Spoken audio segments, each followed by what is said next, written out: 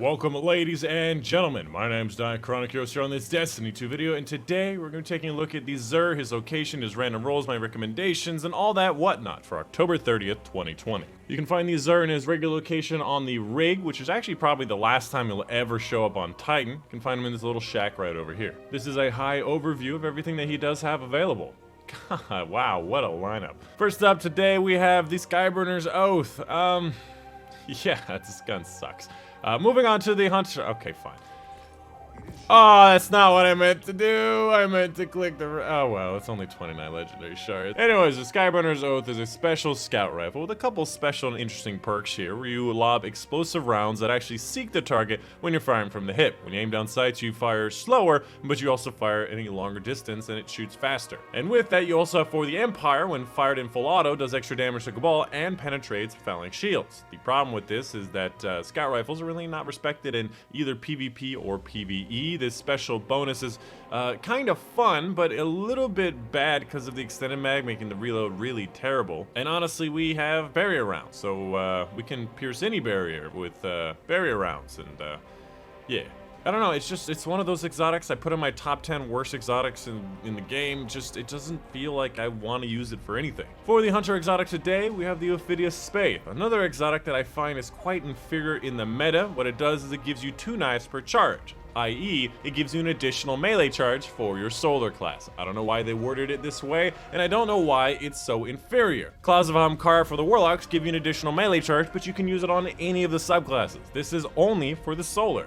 Why is this one just straight up inferior? I don't know. Why would anybody want more knives when you can get instantly recharging knives with sharpshooter? I don't know. As far as the roll goes, ooh, pretty good roll actually. High recovery, which is, you know, always nice to see and definitely a PvP tryhard kind of thing. I'd like to see a lot more strength because this exotic is based on strength itself, so maybe a kind of averaging synergetic roll for this exotic, but I really don't like this exotic at all, and I don't know why they keep on selling it at Xur. Moving on to the Titan exotic today, we have the Eternal Warrior. This used to be the poster boy for bad exotics until I realized how much it gave you.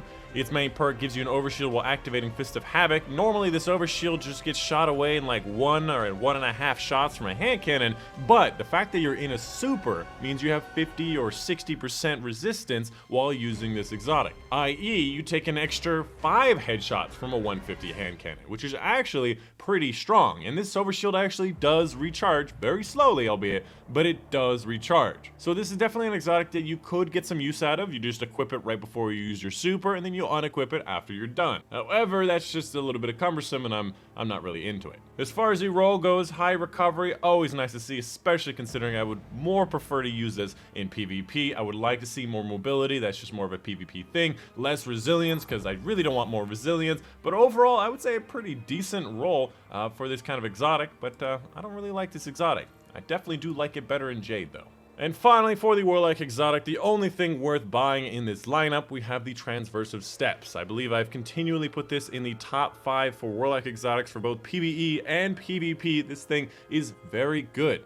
Now, it's also quite simple. All it does is it gives you a sprint speed increase, and after a short time, you get auto-loading while sprinting, which is also really good. You know, you guys know how often I'm like, oh, auto-loading is the best. This thing has auto-loading built into the exotic just by sprinting. And with that, obviously, moving faster is always going to be really nice. Being able to escape danger, being able to chase down targets, being able to just run through strikes faster, going faster is always nice. As far as the roll goes, I'd like to see a lot more mobility, a lot of recovery, and honestly, maybe even strength, considering this is a Warlock exotic, and Warlocks love their Celestial Fire, and if you're moving faster, usually you like to go in closer range. So this particular roll is not really built well for this particular exotic, but it is a 62 stat total. It does not have a high resilience, and overall it can still be usable, but not the preferred roll for sure.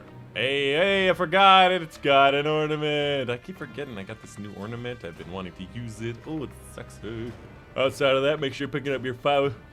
Outside of that, make sure you're picking up your 5 of Swords for high-scoring Nightfalls on the regular Nightfalls, which those regular Nightfalls are going to be removed from the game, and it's only going to be Ordeal, so this is not really that worth it anymore. Invitation of the Nine, which will give you a powerful gear and some lore, and then finally, an exotic engram, and any exotic engrams in the game will guarantee you an exotic that you've never received before, and always guarantee it with a high stat roll. Because I have all the exotics in the game, I'm just looking for these high stat rolls, and Actually, not that bad. High strength, high recovery, high mobility is exactly what you would want on this particular exotic. I guess we'll just wait until melee's become overpowered again and I've got the right exotic. Cut down in its prime. So sad. No, it's not.